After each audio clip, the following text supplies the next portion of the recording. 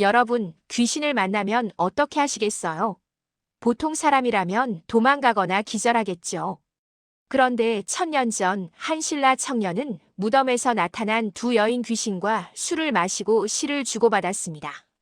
더 놀라운 건 그 귀신들과 하룻밤을 함께 보냈다는 거예요. 그리고 다음 날 아침 두 여인은 천년의 한을 풀었다며 감사의 시를 남기고 성불했다고 전해집니다. 이게 대체 무슨 이야기냐고요? 이건 최치원이라는 인물의 재능이 얼마나 대단했는지를 보여주는 전설이에요. 그의 문장력은 살아있는 사람뿐 아니라 죽은 귀신까지 감동시켰다는 거죠. 12살에 혼자 당나라로 유학을 떠나 18세에 과거에 합격한 천재. 적장 황소가 그의 글을 읽다가 평상에서 굴러떨어졌다는 전설의 문장가. 하지만 두 나라 모두에서 좌절하고 결국 산속으로 사라져 신선이 되었다는 남자. 오늘은 너무 뛰어나서 오히려 불행했던 한 천재의 이야기를 들려드리겠습니다.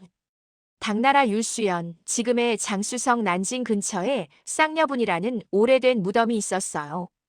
이름 그대로 두 여인이 함께 묻힌 무덤이었는데 옛날부터 명사들이 찾아와 시를 짓는 명소였죠. 요즘으로 치면 인스타그램 핫플레이스 같은 곳이었달까요? 최치원이 이곳의 현위, 그러니까 말단 공무원으로 일할 때였어요. 어느 날 그는 쌍여분을 찾아갔습니다. 무덤 앞 바위에 실을 새기고 천천히 거닐고 있었는데 갑자기 두 아름다운 여인이 나타났어요. 요즘 같으면 헐 귀신이다 하고 도망갔을 텐데 최치원은 전혀 놀라지 않았습니다. 두 여인은 자신들이 이 무덤의 주인이라고 밝혔어요. 옛날 이들은 자매였는데 아버지가 억지로 장사치에게 시집 보내려고 하자 함께 자살했다는 거예요. 요즘으로 치면 원치 않는 결혼을 거부하기 위해 극단적 선택을 한 거죠. 그래서 천년 동안 이 무덤에 갇혀 있었다고 해요. 그런데 여기서부터가 진짜 놀라운 부분이에요. 최치원은 이 두 여인 귀신과 함께 앉아서 술을 마시기 시작했어요. 그리고 시를 주고받았습니다. 상상해보세요. 밤중에 무덤가에서 귀신 두 명과 술 마시며 시를 짓는 장면을요. 공포영화 같지 않나요? 전설에 따르면 최치원은 이 두 여인과 한 이불 속에 누워 하룻밤을 보냈다고 해요. 지금 기준으로 보면 정말 충격적인 이야기죠. 하지만 당시 사람들이 이 이야기를 믿었다는 건 최치원의 문장력과 인품이 귀신조차 감동시킬 수 있다고 생각했다는 뜻이에요. 날이 새자 두 자매는 최치원에게 말했습니다. 선생님 덕분에 천년의 한을 풀었습니다. 그리고 감사의 시를 남기고 사라졌어요. 최치원은 눈물을 흘리며 그들을 위해 긴 추모시를 지었다고 합니다. 뒷날 그는 다시 이곳을 찾아 두 여인의 무덤을 정비해 주었대요. 이 이야기가 실화일까요? 아마 후대에 각색된 전설일 거예요. 하지만 중요한 건 사람들이 최치원의 재능을 이 정도로 신격화했다는 사실입니다. 귀신도 그의 시에 감동해서 성불할 정도였다고요. 실제로 최치원이 남긴 글들은 중국에서도 인정받을 만큼 뛰어났어요. 신라수의전이라는 책에 이 이야기가 실려 있는데 마지막 부분이 의미심장해요. 성불까지 시켜준 것을 보면 꽤나 전륜했던 모양이다. 후대 사람들이 얼마나 이 이야기를 재미있어 했는지 알 수 있는 대목이죠. 천재 문장가 최치원은 이렇게 전설이 되어갔습니다. 자, 이제 최치원의 어린 시절로 돌아가 볼까요? 857년 그는 경주의 육두품 집안에서 태어났어요. 육두품이 뭐냐고요? 신라의 골품제에서 왕족인 성골, 진골 다음 가는 신분이었습니다. 요즘으로 치면 중산층 정도랄까요? 경제적으로는 여유가 있지만 정치적으로는 철저히 배제된 계층이었죠. 아무리 능력이 뛰어나도 진골이 아니면 높은 관직에 오를 수 없었어요. 육두품의 한계는 명확했습니다. 이게 얼마나 답답한 일인지 아시나요? 능력은 있는데 기회가 주어지지 않는 거예요. 요즘으로 치면 명문대를 나왔는데 집안 배경이 없어서 취업이 안 되는 것과 비슷하달까요? 최치원의 아버지 최견일은 이 현실을 너무나 잘 알고 있었습니다. 그래서 그는 아들이 겨우 12살이 되던 868년 엄청난 결정을 내려요. 아들을 당나라로 유학 보내기로 한 거죠. 12살이면 요즘 초등학교 6학년 나이예요. 그 어린 아이를 혼자 외국에 보낸다는 게 상상이 되시나요? 더군다나 당시에는 배로 가는 길이 험난해서 목숨을 걸어야 하는 여행이었어요. 풍랑이라도 만나면 배가 침몰할 수 있었죠. 하지만 당나라 유학은 신분의 벽을 넘을 수 있는 거의 유일한 방법이었습니다. 837년 한 해에만 216명이 당나라로 유학을 떠났다니 얼마나 치열한 경쟁이었는지 알 수 있죠. 배에 오르기 전 아버지가 아들에게 던진 말은 정말 잔인했어요. 10년 안에 과거에 급제하지 못하면 어디 가서 내 아들이라고 하지도 마라. 나도 아들이 있었다고 말하지 않겠다. 상상해 보세요. 12살 아이가 이런 말을 듣고 낯선 나라로 떠나야 했던 심정을요. 아버지의 기대와 압박, 가문의 무게를 한 몸에 짊어진 채 말이죠. 이게 당시 육두품 가문의 냉혹한 현실이었어요. 신라에서는 아무리 뛰어나도 신분의 벽을 넘을 수 없었으니까요. 그런데 최치원에게는 형이 한 명 있었어요. 현준이라는 이름의 형이었는데 이미 출가해서 해인사로 가버렸죠. 집안의 장남이 출가했으니 사실상 차남인 최치원이 장남 역할을 해야 했던 겁니다. 그래서 12살의 어린 나이에도 불구하고 가문의 운명을 짊어지고 떠나야 했던 거예요. 배가 출항하는 순간 최치원은 어떤 생각을 했을까요? 두려움, 기대, 결연함. 아마 모든 감정이 뒤섞여 있었을 거예요. 그는 아버지의 말을 가슴에 새기며 당나라로 향했습니다. 그리고 그 말은 평생 최치원을 따라다니며 그를 채찍질했을 거예요. 당나라에 도착한 12살 최치원은 어떻게 살았을까요? 그는 나중에 이런 말을 남깁니다. 남이 100의 노력을 하는 동안 나는 1000의 노력을 했다. 얼마나 절박했으면 이런 표현을 했을까요? 아버지의 차갑고 단호한 말이 계속 귓가에 맴돌았을 겁니다. 그리고 그는 해냈어요. 아버지와 약속한 10년을 4년이나 단축해서 6년 만에 당나라 과거 시험에 합격한 겁니다. 18세의 나이로요. 한국에서 온 유학생이 중국의 과거 시험에 10대 나이로 합격했다는 소식은 당나라를 발칵 뒤집어 놓았습니다. 당시 과거 합격자 명단을 기록한 등과기고에는 이렇게 적혀 있어요. 지난해 신라가 바레인에게 장원급제를 빼앗긴 수치를 씻었다. 신라와 발해 유학생들이 당나라에서 라이벌 관계였다는 걸 알 수 있는 대목이죠. 요즘으로 치면 한국과 일본 학생들이 미국에서 경쟁하는 것과 비슷하다고 볼 수 있어요.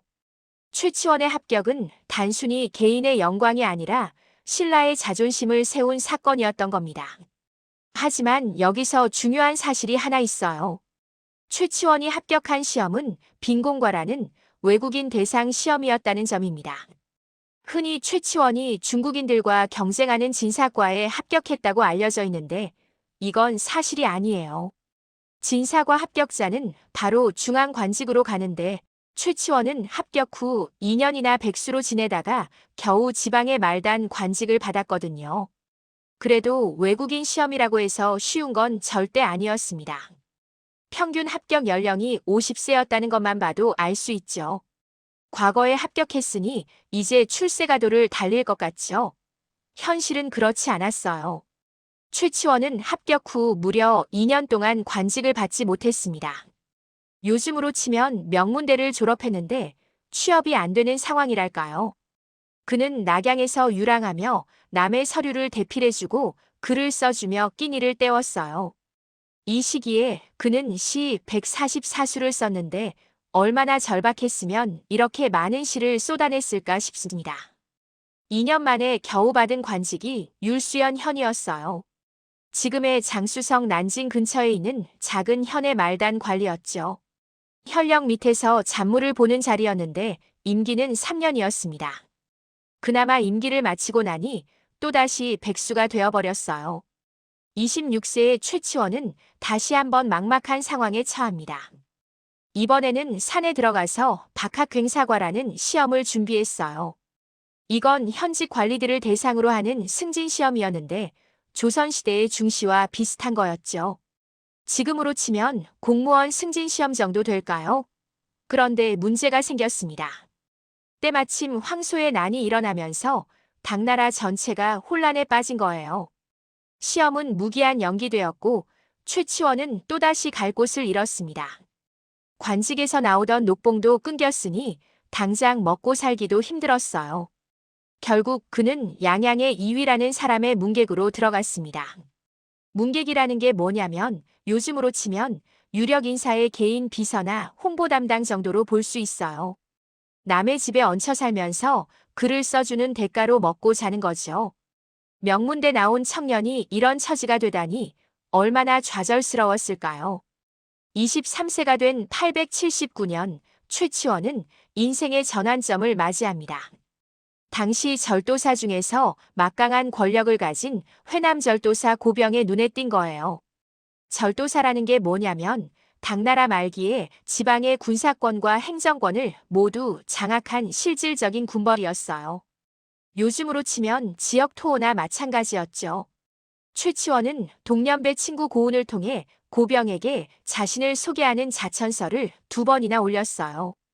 요즘으로 치면 링크드인으로 메시지를 보내고 또 보내고 한 거랑 비슷하다고 볼 수 있겠네요. 다행히 고병은 최치원의 재능을 알아봤습니다. 그를 문객으로 받아들였고 곧 관역순관이라는 비교적 높은 벼슬을 추천해줬어요. 그런데 이 고병이라는 사람이 상당히 독특한 인물이었어요. 도교에 깊이 빠져 있었거든요. 나중에는 군무까지 내팽개치고 도교 의식에만 몰두하다가 결국 부하들의 반발로 살해당할 정도였으니까요. 이 고병의 영향으로 최치원도 도교를 접하게 됩니다. 실제로 최치원은 후대에 한국 도교의 비조로 꼽히는데 아마 이 시기의 경험이 큰 영향을 미쳤을 거예요. 880년 최치원 24세 때의 일입니다. 당나라를 뒤흔든 황소의 난을 토벌하는 임무가 고병에게 맡겨졌고 최치원도 함께 종군했어요. 그는 도통순관이라는 직책을 받았는데 이건 사실 명예직에 가까웠습니다. 실권은 없고 군대의 사기를 높이기 위한 글이나 쓰는 자리였죠. 요즘으로 치면 군부대의 홍보장교 같은 역할이었다고 볼 수 있어요. 이 시기에 최치원이 쓴 글 중에 가장 유명한 게 바로 토항소경문입니다. 적장 황소를 성토하는 경문이었는데 그 내용이 얼마나 격렬하고 웅변적이었는지 전설이 만들어졌어요. 황소가 이 경문을 읽다가 너무 놀라 평상에서 굴러떨어졌다는 겁니다. 심지어 어떤 버전에서는 아예 그 자리에서 죽었다고까지 전해져요. 경문의 내용 중 일부를 보면 이렇습니다. 온 천하 사람들이 너를 드러내놓고 죽이려 할 뿐 아니라 지하의 귀신들까지 너를 죽이려 이미 의논했을 것이다. 정말 강렬하죠? 이 정도면 황소가 놀랄 만도 합니다. 하지만 여기서 냉정하게 짚고 넘어가야 할 게 있어요. 이 경문은 고병의 이름으로 발표된 거였습니다. 요즘으로 치면 유명 정치인의 연설문을 비서관이 대필한 거나 마찬가지죠. 사람들이 기억하는 건 연설한 정치인이지 대필한 비서관이 아니에요. 최치원도 마찬가지였습니다. 그는 뛰어난 대필 작가였지만 정작 당나라 역사서 어디에도 그의 독립적인 업적으로는 기록되지 않았어요. 더 안타까운 건 이 토항소경문이 실제로 황소의 난 진압에 별 도움이 안 됐다는 사실입니다. 황소의 난을 진압한 건 사타족의 장수 이구경 같은 사람들이었지 고병이나 최치원의 글이 아니었거든요. 고병은 오히려 양주에 처박혀서 적극적으로 토벌에 나서지 않았다는 이유로 반란 의심을 받아 882년에 파직당했습니다.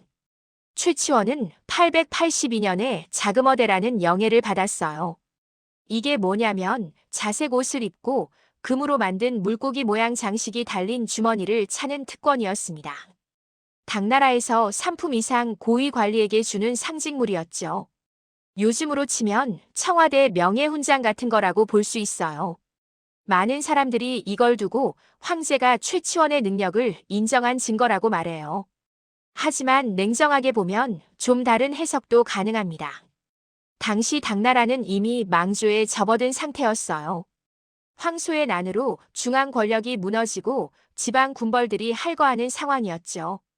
이런 시기에 당나라 조정은 명예직이나 훈장 같은 걸 남발하면서 명목상의 권위를 유지하려 했어요. 자금어대도 그런 맥락에서 이해할 수 있습니다. 실권이 아니라 명예만 있는 상징물이었던 거죠. 실제로 최치원은 자금어대를 받고도 고병의 문객 신분을 벗어나지 못했어요.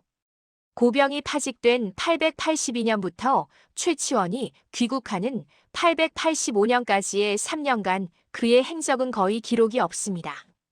아마도 이 시기에 그는 다시 한번 어정쩡한 상황에 처했을 거예요. 884년 최치원은 운명적인 만남을 갖습니다. 당나라를 방문한 친척 최서원을 만난 거예요. 이게 얼마나 중요한 만남이었는지 아시나요? 최치원은 12살에 신라를 떠난 뒤 한 번도 고향에 돌아가지 못했어요. 16년 동안 가족 소식을 제대로 듣지 못한 채 타국을 떠돌았던 겁니다. 최서원에게서 집안 사정을 들었을 때 최치원의 심정이 어땠을까요? 부모님은 어떻게 지내시는지, 형제들은 잘 있는지, 자기를 기다리고 있는지. 16년이면 어린아이가 청년이 되기에 충분한 시간이었어요. 12살에 떠난 고향이 이제는 낯설게만 느껴졌을지도 모릅니다. 더구나 당시 당나라는 완전히 혼란에 빠져 있었어요. 고병은 실각했고 황소의 난은 아직 끝나지 않았으며 곳곳에서 군벌들이 할거하고 있었죠. 최치원이 의지할 곳은 사라졌습니다. 자신을 알아주는 사람도 없었고요. 그가 아무리 뛰어난 글을 써도 그건 결국 남의 이름으로 발표되는 대필일 뿐이었어요. 결국 최치원은 결단을 내립니다. 신라로 돌아가기로 한 거죠. 마침 당의종이 신라왕에게 보내는 국서를 가지고 갈 사신이 필요했어요. 최치원은 이 기회를 잡았습니다. 날씨 때문에 산동반도 등주에서 겨울을 보낸 뒤 885년 봄, 만 28세가 된 최치원은 드디어 고향으로 향하는 배에 올랐습니다. 16년 만의 귀향이었어요. 신라로 돌아온 최치원을 기다리고 있던 건 영웅 대접이었을까요? 놀랍게도 처음에는 그랬어요. 당시 신라의 왕이었던 헝강왕은 당나라 유학파들을 중용하는 정책을 펼치고 있었거든요. 최치원은 당나라에서 지은 책 20권을 왕에게 바쳤고 곧 시독과 한림학사라는 중요한 관직을 받았습니다. 시독이라는 게 뭐냐면 왕 옆에서 경연을 담당하는 자리예요. 요즘으로 치면 대통령 정책비서관 같은 거죠.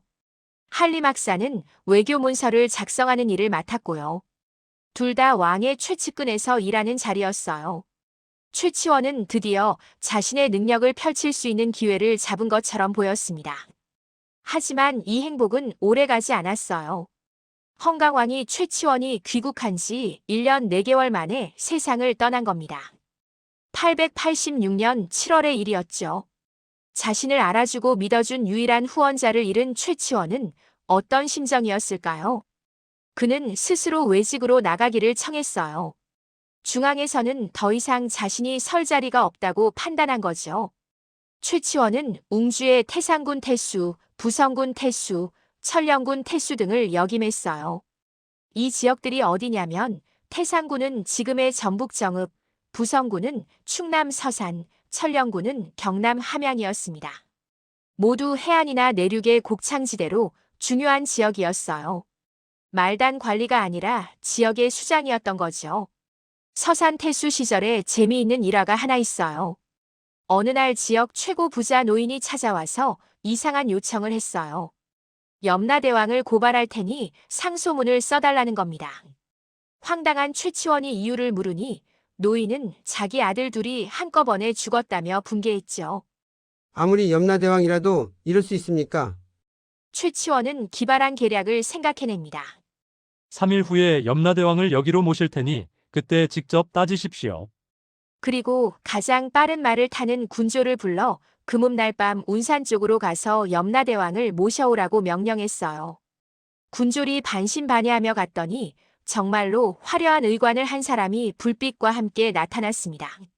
관청으로 데려온 그 염라대왕은 노인에게 호통을 쳤어요. 내 놈은 왜 내 아들들의 죽음만 억울하다 하느냐? 13년 전 내가 주막을 할 때 보부상 형제를 독살하고 돈을 빼앗아 지금의 재산을 모은 게 아니냐?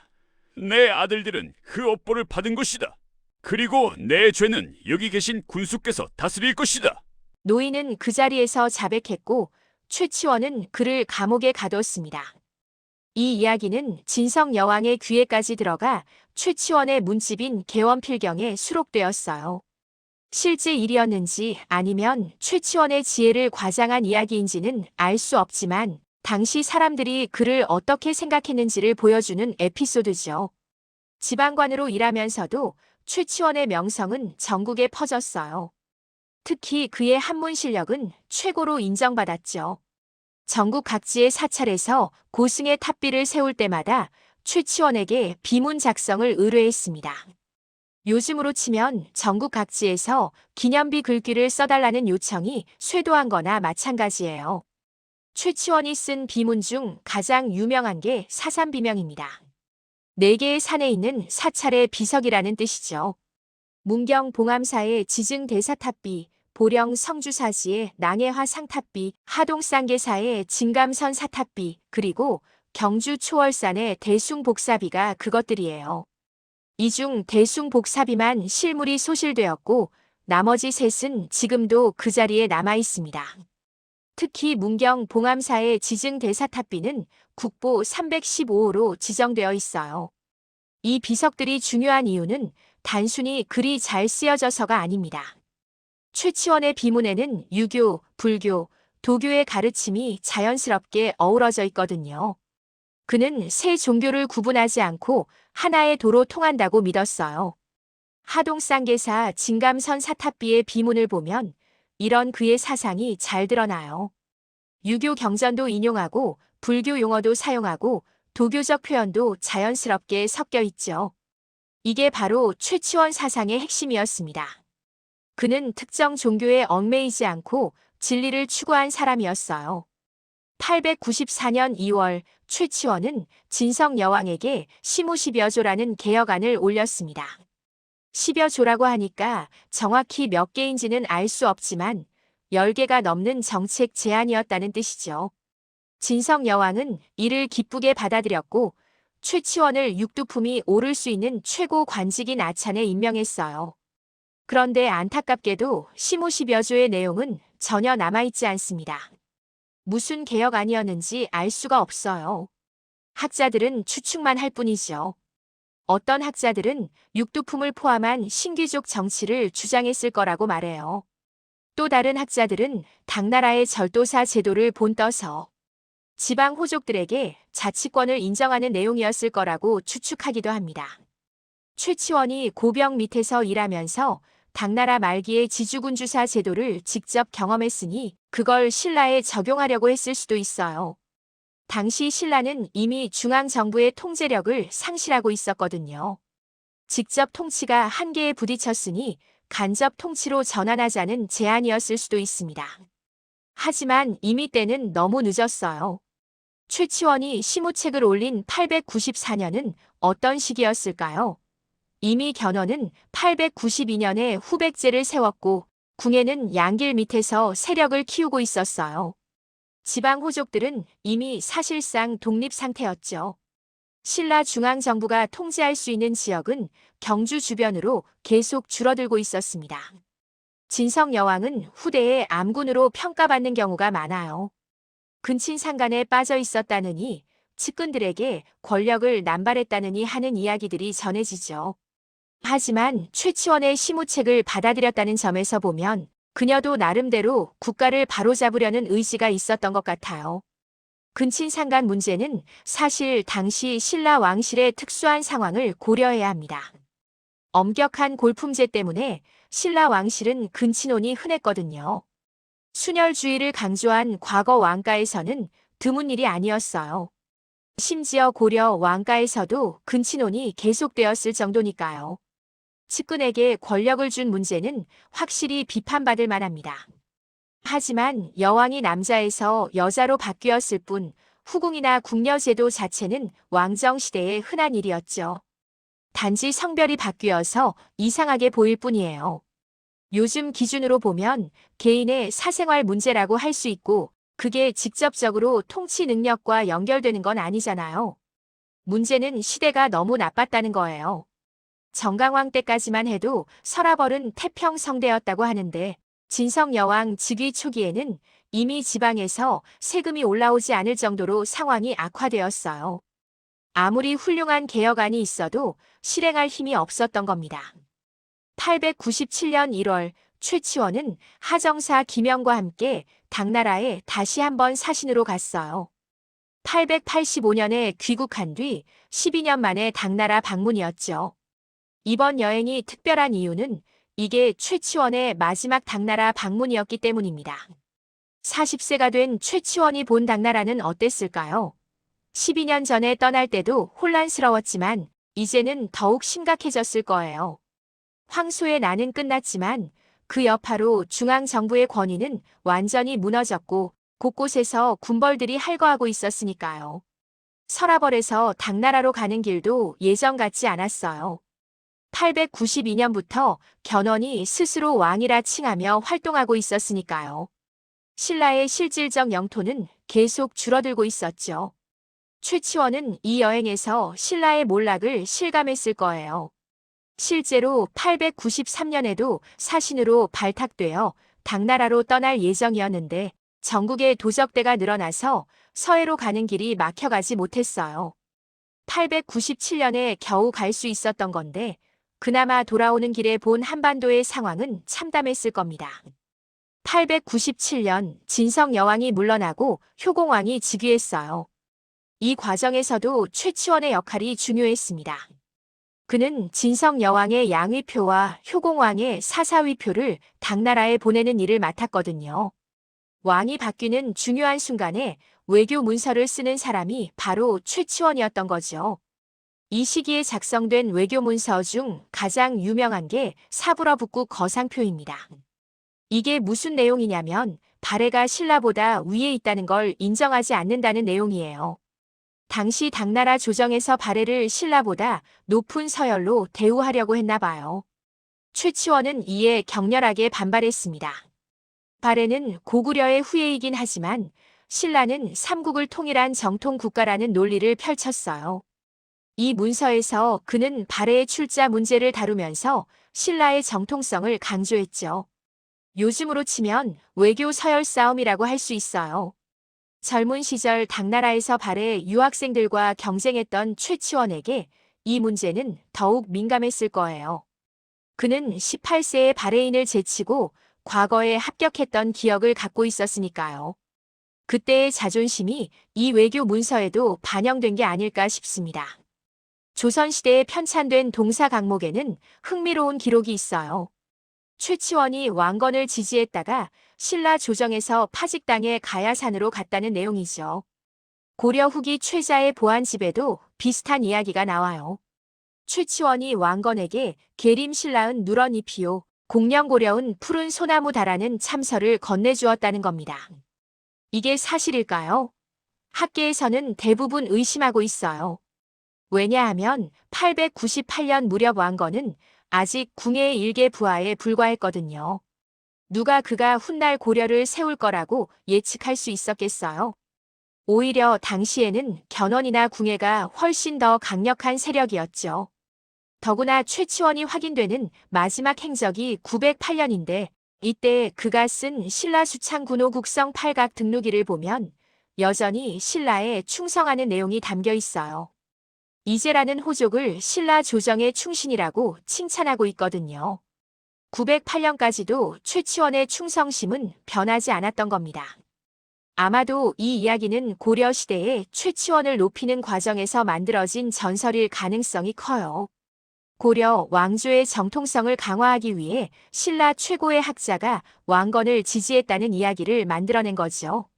최치원의 제자들이 고려에서 활약했으니 스승을 신격화하면서 이런 이야기가 붙여진 게 아닐까 싶습니다. 898년 무렵 최치원은 결국 관직에서 물러났어요.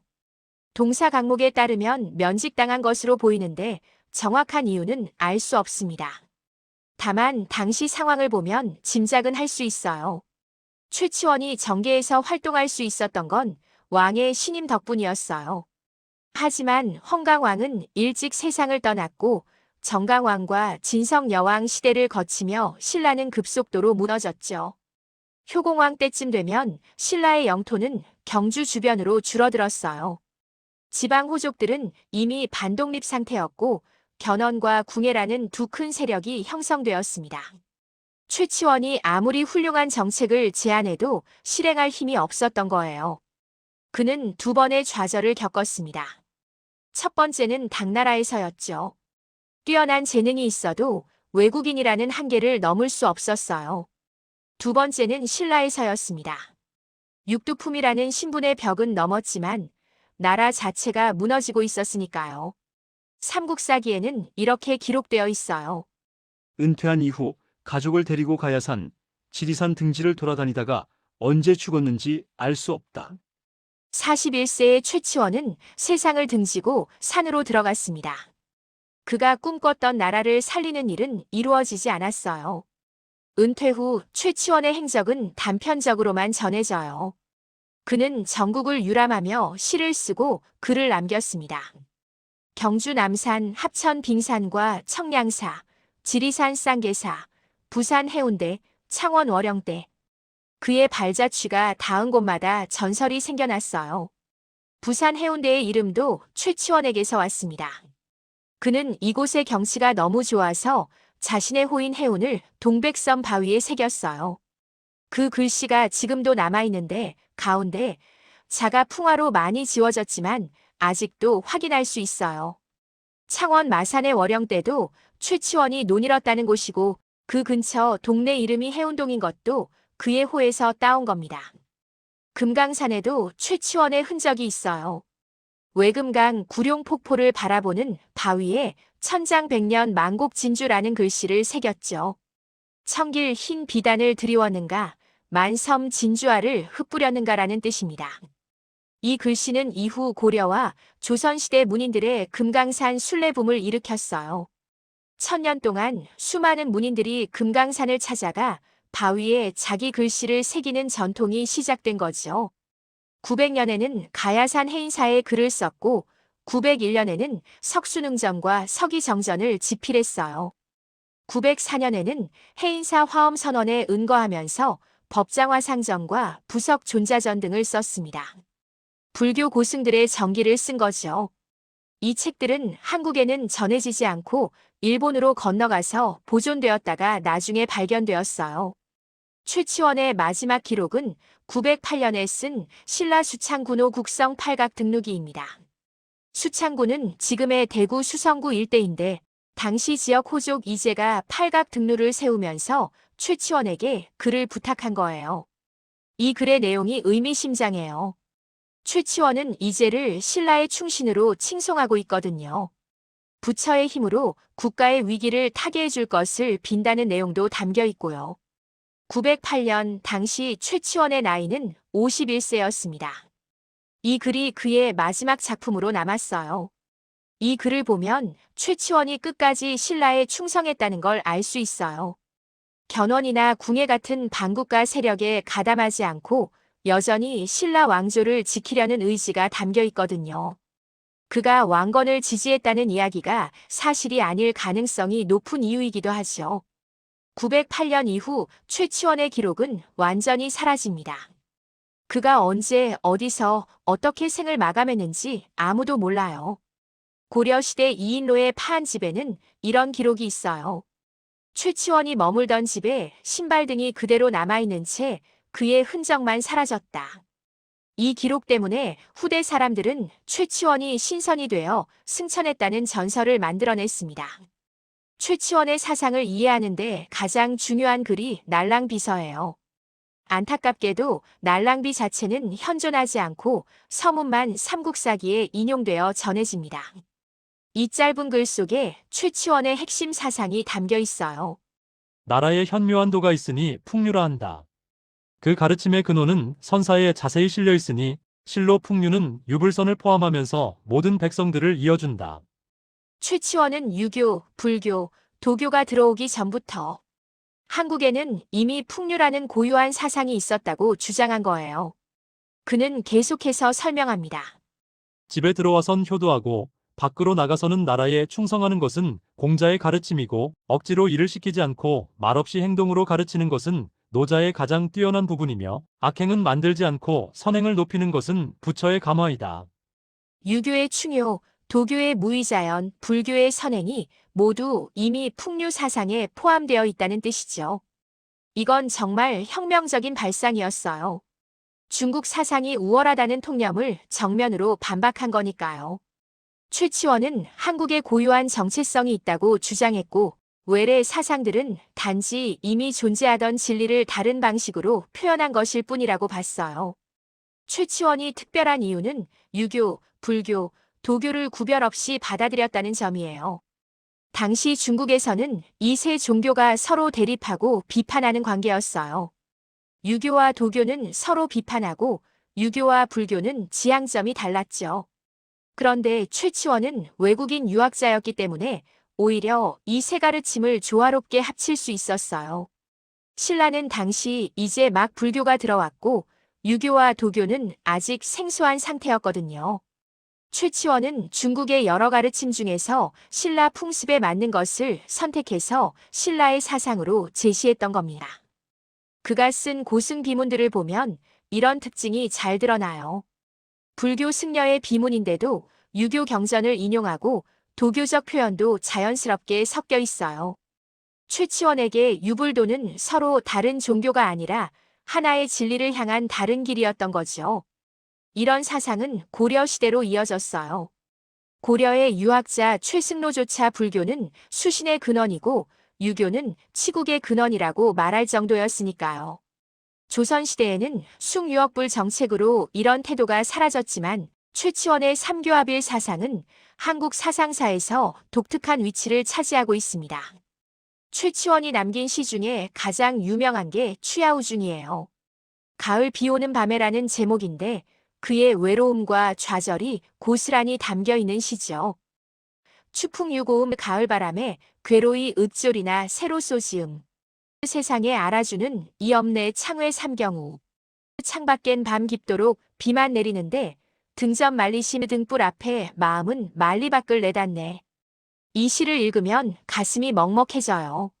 세상에 알아주는 이 없네라는 구절이 특히 그래요. 최치원은 당나라에서도 신라에서도 결국 자신을 진정으로 알아주는 사람을 만나지 못했던 거예요.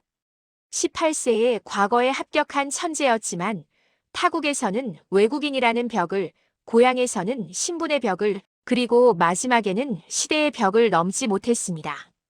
등불 앞에 마음은 말리 밖을 내닫네라는 구절도 의미심장해요. 몸은 여기 있지만 마음은 저 멀리 있다는 뜻이죠. 그가 꿈꾸던 이상향은 어디에도 없었어요. 당나라도 아니고 신라도 아니고 그 어디에도요.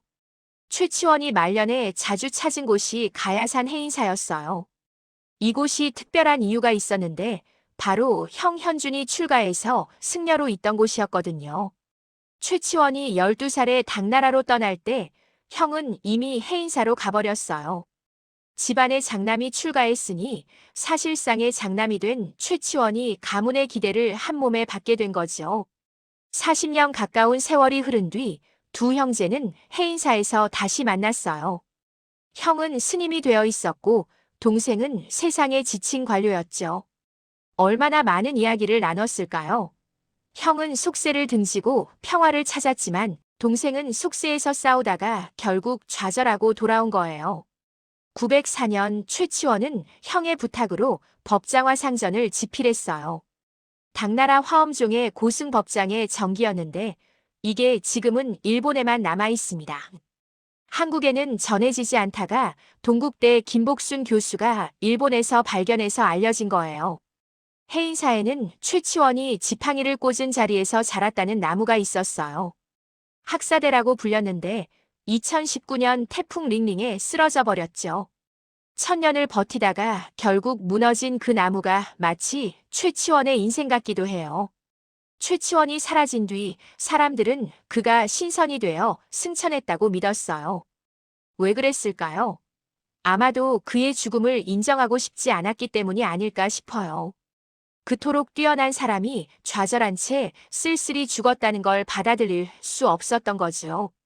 신선 전설은 최치원의 능력을 신격화하는 이야기들과 맞물렸어요.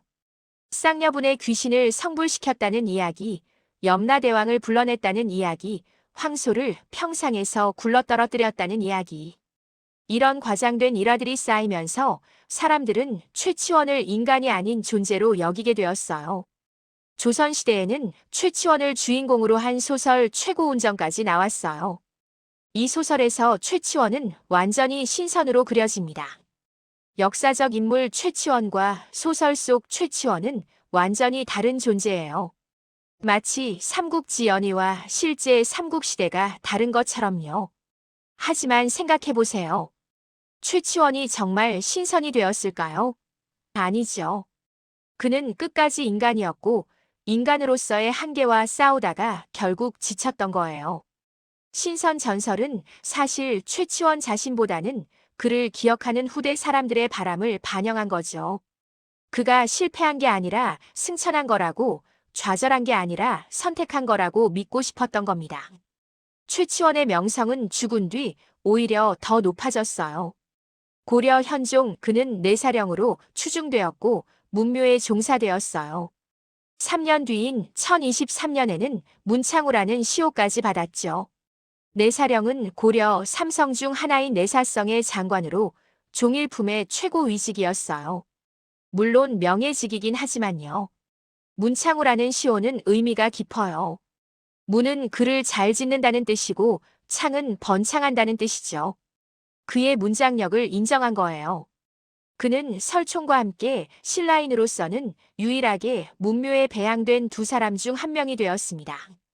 고려와 조선시대 내내 최치원은 문인들의 우상이었어요.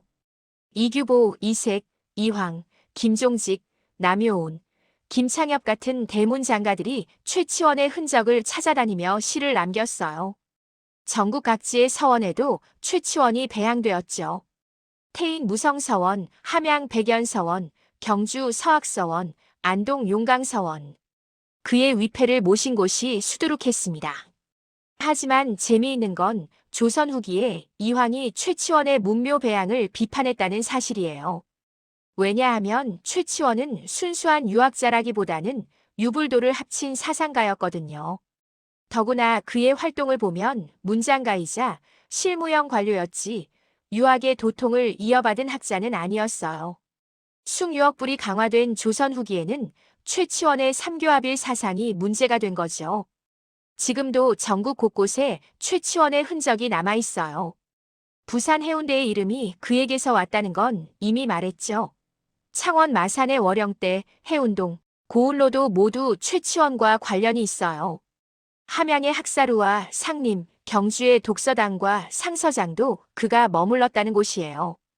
2021년에는 경주 독서당에 화재가 나서 전소되는 일이 있었어요. 지금 남아있는 건물은 조선시대에 지은 거였는데 그마저 사라진 거죠.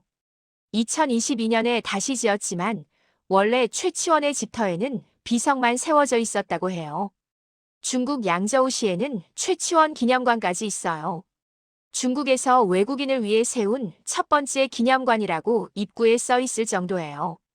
최치원이 젊은 시절 머물렀던 곳인데 지금도 중국 사람들이 그를 기억하고 있다는 게 신기하죠. 2020년 코로나19 때는 주한 중국 대사관이 대구에 마스크를 보내면서 상자에 최치원의 문구를 인쇄했어요. 도불원인 임무이국 도는 사람과 멀리 있지 않고 사람은 나라에 따라 다르지 않다. 1000년이 넘은 최치원의 글이 21세기에도 한중 우호의 상징으로 쓰인 거예요. 최치원의 삶을 돌아보면 참 아이러니해요.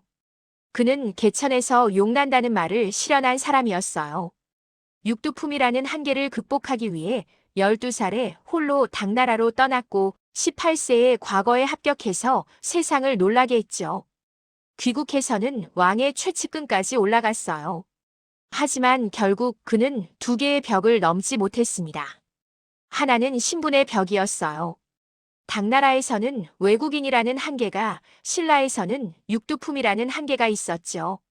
물론 그는 육두품으로 오를 수 있는 최고 관직인 아창까지 올랐지만 진골이 아닌 이상 진정한 권력의 핵심에 들어갈 수는 없었어요. 두 번째 벽은 시대의 벽이었습니다. 헝강왕 때는 아직 나라에 힘이 있어서 신분의 한계 때문에 뜻을 펼치지 못했고, 진성여왕 때 드디어 개혁을 시도할 수 있는 위치에 올랐을 때는 이미 나라가 망해가고 있었어요. 최치원은 타이밍이 맞지 않았던 사람이었죠. 요즘으로 치면 어떨까요? 명문대를 졸업하고 뛰어난 능력을 갖췄지만 흙수저라는 이유로 기회를 잡지 못하는 청년이랄까요? 겨우 기회를 잡았을 때는 이미 회사가 망해가는 상황이었던 거죠. 그래서 최치원의 이야기는 1000년이 지난 지금도 여전히 우리에게 울림을 줍니다. 그가 마지막으로 남긴 시구를 다시 한번 떠올려 봅니다. 세상에 알아주는 이 없네. 천재였지만 시대에 배신당한 한 남자의 외로운 울부짖음이 1000년의 시간을 넘어 우리 귓가에 메아리칩니다. 최치원은 신선이 되어 사라진 게 아니에요. 그는 끝까지 인간으로 남아 인간이 겪을 수 있는 가장 큰 좌절을 온몸으로 견뎌낸 사람이었습니다. 그리고 그 좌절이 역설적이게도 그를 불멸의 존재로 만들었죠. 오늘 최치원의 이야기를 들으며 여러분은 무엇을 느끼셨나요? 천재성만으로는 세상을 바꿀 수 없다는 냉혹한 현실일까요? 아니면 그럼에도 불구하고 자신의 길을 끝까지 걸어간 한 인간의 고귀함일까요? 답은 여러분 각자의 마음속에 있을 겁니다.